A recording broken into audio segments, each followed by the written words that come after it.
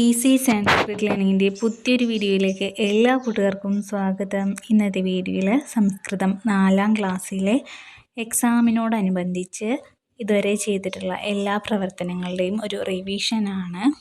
Video നിങ്ങൾക്ക് ഇഷ്ടമാവുകയാണെങ്കിൽ തീർച്ചയായും വീഡിയോ ലൈക്ക് അടിക്കാനും കൂടാതെ നിങ്ങളുടെ ഫ്രണ്ട്സിന് കൂടി ഒന്ന് ഷെയർ ചെയ്ത് കൊടുക്കാനും മറക്കല്ലേ. അതുപോലെ ആരെങ്കിലും സബ്സ്ക്രൈബ് ചെയ്യാത്തവരുണ്ടെങ്കിൽ ഒന്ന് സബ്സ്ക്രൈബും കൂടി ചെയ്യുക. ആദ്യത്തെ പ്രവർത്തനമാണ് ചിത്രം ദൃഷ്ട്വാ നാമ വദതു. ചിത്രം നോക്കി പേരുകൾ പറയൂ. ആദ്യത്തേതാണ് ഗഗനം, രണ്ടാമത്തേത് ഐന്ദ്രഃ ചാപഃ, 3 വിഹഗാഃ, 4 നീടം. ഗഗനം എന്നാൽ ആകാശം, ഐന്ദ്രഃ ചാപഃ എന്നാൽ മഴവില്ല്, വിഹഗാഃ പക്ഷികൾ, നീടം കൂട്. അടുത്തത് എന്താണ്? ബിന്ദൂൻ യോജയിത്വാ വാക്യം പൂരയതു. ഇവിടെ തന്നിരിക്കുന്ന വാക്ക് എന്താണ്? മിത്രക ആയാതു, ബാലൗ ക്രീഡതഃ. ഈ തന്നിരിക്കുന്ന വാക്കുകൾ കുത്തുകളിലൂടെ യോജിപ്പിക്കുക എന്നതാണ് ഈ പ്രവർത്തനത്തിൽ ചെയ്യാനുള്ളത്. മിത്രക ആയാതു എന്നാൽ സുഹൃത്ത് വരുന്നു, ബാലൗ ക്രീഡതഃ കുട്ടികൾ കളിക്കുന്നു. അടുത്ത പ്രവർത്തനം ചിത്രം ദൃഷ്ട്വാ വാക്യം വദതു ലിഖതു ച. ചിത്രം നോക്കി വാക്യം പറയുകയും എഴുതുകയും ചെയ്യുക. എന്തൊക്കെ ചിത്രങ്ങളാണ് തന്നിട്ടുള്ളത്? സൂര്യഃ, ചന്ദ്രഃ, ദീപഃ. സൂര്യനും ചന്ദ്രൻ അതുപോലെ ദീപത്തിൻ്റെ ചിത്രവുമാണ് തന്നിട്ടുള്ളത് അല്ലേ? ഇതിനെയെല്ലാം യോജിപ്പിച്ചിട്ടുള്ള വാക്കാണ് വിഭാതി. അപ്പോൾ താഴെ നമ്മൾ എന്താണ് ചെയ്യേണ്ടത്? ആദ്യം തന്നെ ഈ കുത്തുകളിലൂടെ തന്നിട്ടുള്ളവ പൂരിപ്പിക്കുക. അപ്പോൾ എന്താണ് അതിനെ വായിക്കേണ്ടത്? സൂര്യഃ വിഭാതി, സൂര്യൻ ശോഭിക്കുന്നു. അടുത്തത് ചന്ദ്രഃ വിഭാതി എന്നാൽ ചന്ദ്രൻ ശോഭിക്കുന്നു. അതിനുശേഷം ദീപഃ ഡാഷ് എന്നാണ് തന്നിട്ടുള്ളത്. അവിടെയും എന്താണ് എഴുതേണ്ടത്? വിഭാതി എന്ന വാക്ക് തന്നെയാണ് എഴുതേണ്ടത്. ദീപം പ്രകാശിക്കുന്നു എന്നാണ് അപ്പോൾ ആൻസറായിട്ട് വരുന്നത്. അതിന് അടുത്ത പ്രവർത്തനം എന്താണ്? യഥോചിതം യോജയതു. ശരിയായവയിലേക്ക് യോജിപ്പിക്കുക. ഒരു ഉദാഹരണം ഇവിടെ തന്നിട്ടുണ്ട്. വിഹഗാഃ എന്നത് നീടം എന്നതിലേക്കാണ് യോജിപ്പിച്ചിട്ടുള്ളത്. അതുപോലെ ഗഗനം, ചന്ദ്രഃ, ജലതഃ എന്നിവയാണ് ഇനി യോജിപ്പിക്കാനുള്ള വാക്കുകൾ. ഗഗനം എന്നതിനെ യോജിപ്പിക്കേണ്ടത് നീലം എന്നതിലേക്കാണ്. ആകാശം നീല നിറം എന്നതാണ് ഉദ്ദേശിക്കുന്നത്. അടുത്തത് ചന്ദ്രഃ എന്നതാണ്. ചന്ദ്രഃ എന്നതിനെ വിഭാതി, ചന്ദ്രൻ ശോഭിക്കുന്നു. അത് കഴിഞ്ഞാൽ ജലതഃ. ജലതഃ എന്നാൽ മേഘം. മേഘം എന്നതിനെ വർഷതി, മേഘം പെയ്യുന്നു. ഈ പ്രവർത്തനങ്ങൾ എല്ലാവർക്കും മനസ്സിലായി എന്ന് വിചാരിക്കുന്നു. ഇനി നമുക്ക് അടുത്ത പ്രവർത്തനം നോക്കാം. ചാനൽ ആരെങ്കിലും സബ്സ്ക്രൈബ് ചെയ്യാത്തവരുണ്ടെങ്കിൽ തീർച്ചയായും ഒന്ന് സബ്സ്ക്രൈബ് ചെയ്യുക. കൂടാതെ ഈ വീഡിയോ നിങ്ങളുടെ ഫ്രണ്ട്സിന് കൂടി ഷെയർ ചെയ്യണേ. അപ്പം അടുത്ത ചോദ്യം, സമാനാർത്ഥക പദാനി ലിഖിത്വാ പൂരയതു. സമാന വാക്ക് വരുന്ന പദം നമ്മൾ ഈ തന്നിരിക്കുന്ന വാക്കുകൾക്ക് നേരെ എഴുതി കൊടുക്കുക. അതായത് ആകാശം എന്നതിൻ്റെ അതേ അർത്ഥം വരുന്ന പദം ഡാഷ് ഇട്ട സ്ഥലത്ത് എഴുതുക. അതേപോലെ സൂര്യഃ എന്നതിനും മേഘഃ എന്നതിനും അതേപോലെ തന്നെ സമാന പദങ്ങൾ അതിന് നേർക്ക് എഴുതി കൊടുക്കുക എന്നതാണ് ഈ പ്രവർത്തനം. ആൻസറാണ് ആകാശം എന്നതിൻ്റെ സമാന പദം ഗഗനം അല്ലെങ്കിൽ നഭഃ. സൂര്യഃ എന്നതിൻ്റെ സമാന പദമാണ് രവിഃ അല്ലെങ്കിൽ ഭാനുഃ. മേഘഃ ജലതഃ അല്ലെങ്കിൽ വാരിധഃ. ഇനി അടുത്ത പ്രവർത്തനമാണ് ഉത്തരം വദതു. ഉത്തരം പറയൂ. വിഹഗാഃ കുത്ര ഗച്ഛതി. പക്ഷികൾ എങ്ങോട്ടാണ് പോകുന്നത്? അതിൻ്റെ ആൻസറാണ് വിഹഗാഃ ആകാശേ ഗച്ഛന്തി. ആകാശത്തിലേക്ക് പോകുന്നു. അടുത്ത ചോദ്യം, തടിതഃ കുത്ര ശോഭന്തി. തടിതഃ എന്നാൽ മിന്നൽ എന്നാണ് അർത്ഥം. ചോദ്യത്തിൻ്റെ അർത്ഥം എന്ന് പറയുന്നത് മിന്നൽ എവിടെയാണ് തിളങ്ങുന്നത്? അതിൻ്റെ ആൻസറാണ് തടിത് മേഘേഷു ശോഭന്തി. മേഘേഷു അല്ലെങ്കിൽ ഗഗനെ എന്നും പറയാം. അടുത്ത ചോദ്യം, ജലതഃ കാൻ വർഷതി. മേഘം എന്താണ് വർഷിക്കുന്നത്? അതിൻ്റെ ആൻസർ ജലതഃ ജലബിന്ദൂൻ വർഷതി. ജലബിന്ദൂൻ അല്ലെങ്കിൽ ജലകണാൻ രണ്ടും ശരിയായ ഉത്തരങ്ങൾ തന്നെയാണ്. ഇനി അടുത്തത് ബിന്ദൂൻ യോജയിത്വ ചിത്രം പൂരയതോ വർണ്ണൈ ലേപയതോ. ഈ തന്നിരിക്കുന്ന കുത്തുകളിലൂടെ യോജിപ്പിച്ച് ഈ ചിത്രം മുഴുവനാക്കുക. അതുപോലെ തന്നെ ഇതിന് അനുയോജ്യമായ നിറം നൽകുകയും ചെയ്യണം. കൂടാതെ ഇതിൻ്റെ തൊട്ടപ്പുറത്തായിട്ട് ഫലം എന്ന് കുത്തുകളിലൂടെ തന്നിട്ടുണ്ട്. ആ കുത്തുകളിലൂടെ യോജിപ്പിക്കുകയും ചെയ്യണം. അത് കഴിഞ്ഞിട്ടുള്ള പ്രവർത്തനമാണ് ബിന്ദൂൻ യോജയിത്വ ലിഖതു അക്ഷരം വർണ്ണൈഹി ലേപയതു. ഇവിടെ തന്നിരിക്കുന്ന അക്ഷരം കുത്തുകളിലൂടെ യോജിപ്പിക്കുക. കൂടാതെ ഈ ബോക്സിനകത്ത് തന്നിട്ടുള്ള ഭ എന്ന അക്ഷരം നിറം നൽകുകയും ചെയ്യണം. 19 ഓഗസ്റ്റ് 2026 4ാം ക്ലാസ്സുകാർക്ക് സംസ്കൃതം പരീക്ഷയായതിനാൽ എല്ലാവരും ക്രയോൺസ് കയ്യിൽ കരുതാൻ ശ്രദ്ധിക്കുക കേട്ടോ. കളറിങ് ചെയ്യാൻ വേണ്ടിയിട്ടുള്ള ഒരു ആക്ടിവിറ്റി എന്തായാലും ഉണ്ടാവുന്നതാണ്. അതിനാൽ എല്ലാവരും കളറിങ് ചെയ്യാനായിട്ടുള്ള ക്രയോൺസ്, സ്കെച്ച് പെന്ന് തുടങ്ങിയ ഐറ്റംസ് കൊണ്ടുപോകാൻ മറക്കല്ലേ. അടുത്ത പ്രവർത്തനം അക്ഷരം ലിഖതോ. ഇവിടെ നമ്മൾ ഇപ്പോൾ തൊട്ട് മുന്നേ പഠിച്ച അതേ സെയിം അക്ഷരം തന്നെയാണ് എഴുതുവാൻ വേണ്ടി പറഞ്ഞിട്ടുള്ളത്. ഹ എന്ന അക്ഷരം ഈ കുത്തുകളിലൂടെ യോജിപ്പിച്ച് എഴുതുക. അത് കഴിഞ്ഞിട്ടുള്ള പ്രവർത്തനമാണ് ആകാശേ കാനി കാനി ദൃശ്യാനി സന്തി. ആകാശത്തിൽ എന്തെല്ലാം ദൃശ്യങ്ങളാണുള്ളത്? തേഷാം ചിത്രാണി ചിത്രപുസ്തകേ യോജയതോ ചിത്രാണാം അധഃ നാമാനി ലിഖതോ. ആകാശത്ത് എന്തെല്ലാം ചിത്രങ്ങളാണ് ഉള്ളത് എന്ന് നിങ്ങൾ കണ്ടെത്തിയിട്ട് അവയുടെയൊക്കെ ഫോട്ടോസ് ചിത്രപുസ്തകത്തിൽ ഒട്ടിക്കുവാനും അതിൻ്റെ താഴെ അവയുടെ സംസ്കൃതത്തിലുള്ള പേര് എഴുതുവാനുമാണ് പറഞ്ഞിട്ടുള്ളത്. ഇവിടെ ഉദാഹരണമായിട്ട് തന്നിട്ടുള്ളതാണ് സൂര്യഃ, ചന്ദ്രഃ, താര, ഗ്രഹാഃ, മേഘഃ, ഐന്ദ്രചാപഃ, വിഹഗാഃ, വിമാനം. സൂര്യഃ എന്നാൽ സൂര്യൻ, ചന്ദ്രഃ ചന്ദ്രൻ, താരാഃ നക്ഷത്രം, ഗ്രഹാഃ ഗ്രഹങ്ങൾ, മേഘാഃ മേഘം, ഐന്ദ്രചാപഃ മഴവില്ല്, വിഹഗാഃ പക്ഷികൾ, വിമാനം വിമാനം തന്നെ. ഇനി അടുത്തത് ആകാശേ കാനി കാനി സന്തി ഇതി ഉക്ത്വാ വീഡിയോ ദ്വാര അധ്യാപകായ പ്രേഷയതോ. ആകാശത്ത് എന്തെല്ലാം കാഴ്ചകളാണ് ഉള്ളത് എന്നതിനെക്കുറിച്ച് പറയുന്ന ഒരു വീഡിയോ നിങ്ങളുടെ ടീച്ചർക്കോ അല്ലെങ്കിൽ മാഷക്ക് അയച്ചു കൊടുക്കുക എന്നാണ് പ്രവർത്തനത്തിലൂടെ പറയുന്നത്.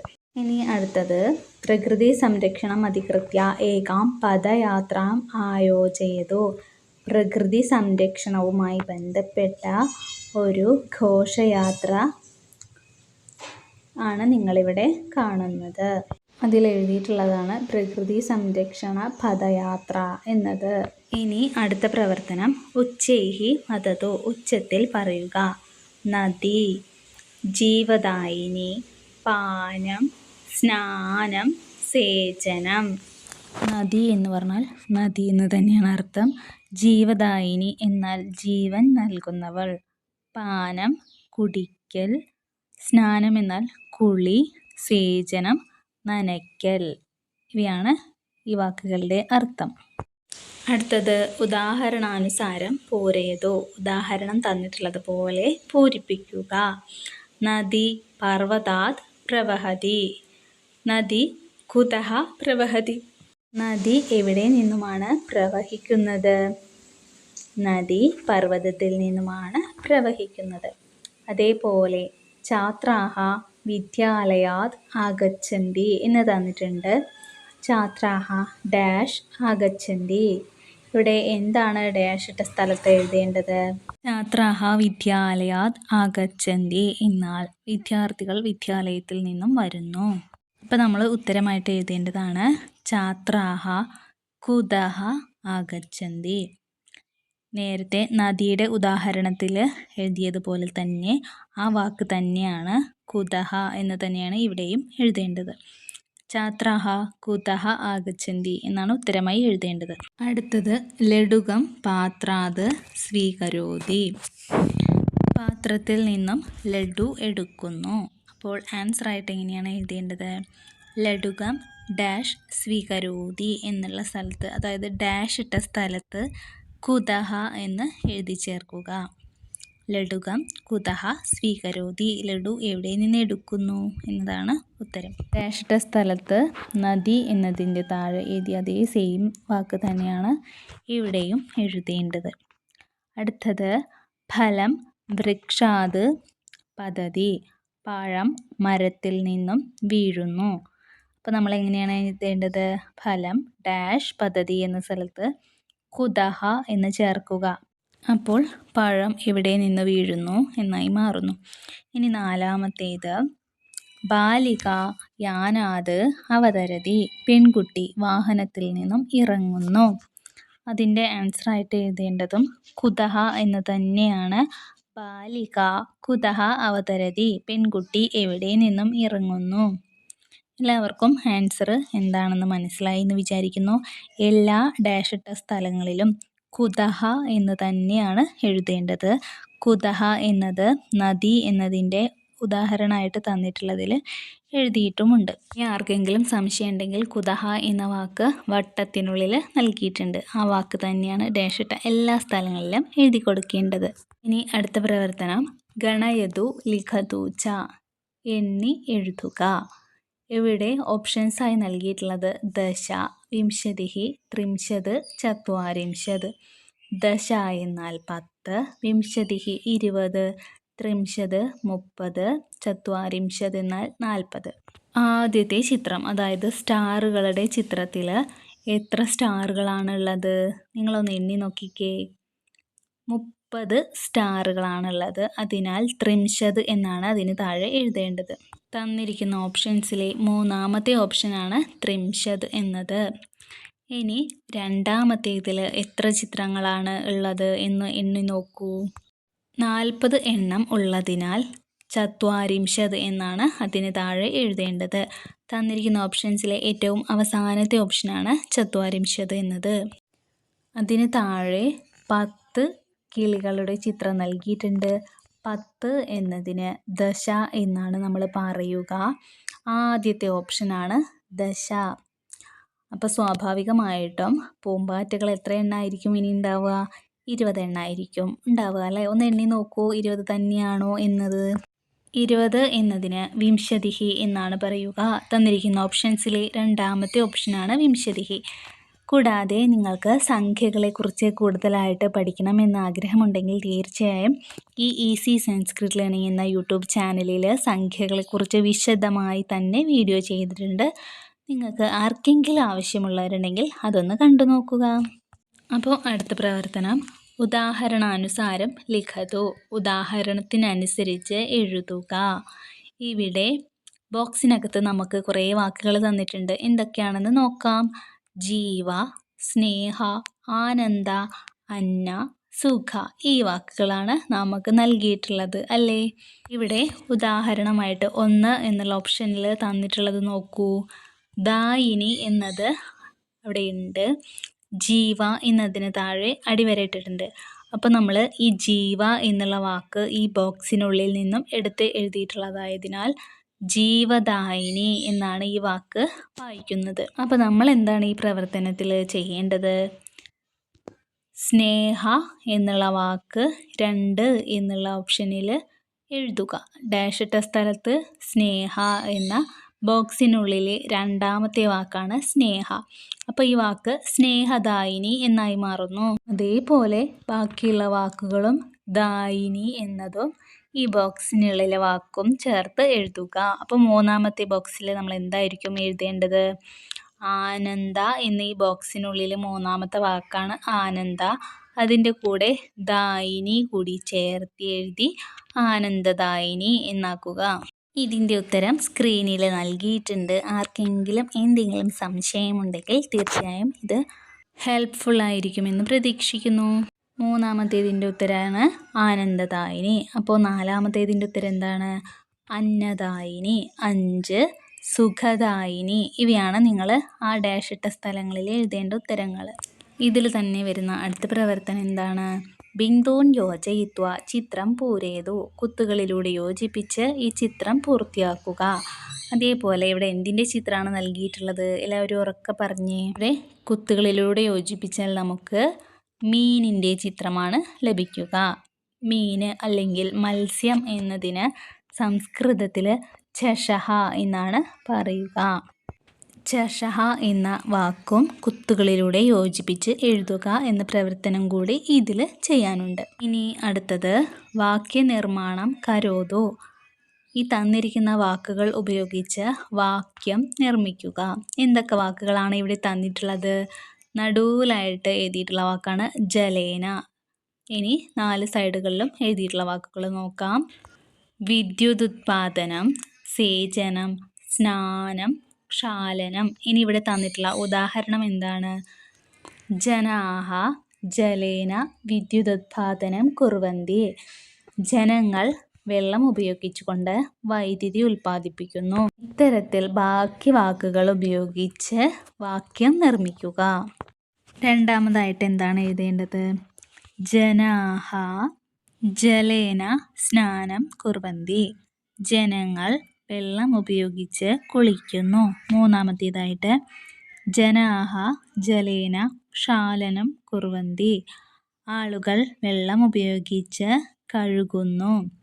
ഇപ്പോൾ പറഞ്ഞിട്ടുള്ള ആൻസറുകളെല്ലാം സ്ക്രീനിൽ നൽകിയിട്ടുണ്ട്. ആർക്കെങ്കിലും ആവശ്യമുണ്ടെങ്കിൽ ഇതുകൂടി നോക്കാവുന്നതാണ്. ജനാഹ ജലേന ക്ഷാലനം കുർവന്തി, ജനാഹ ജലേന സേചനം കുർവന്തി, ജനാഹ ജലേന സ്നാനം കുർവന്തി.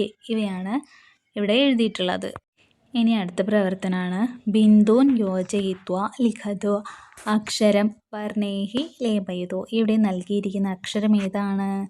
ഛ എന്ന അക്ഷരമാണ്. ഈ അക്ഷരത്തിന് നിറം നൽകുക.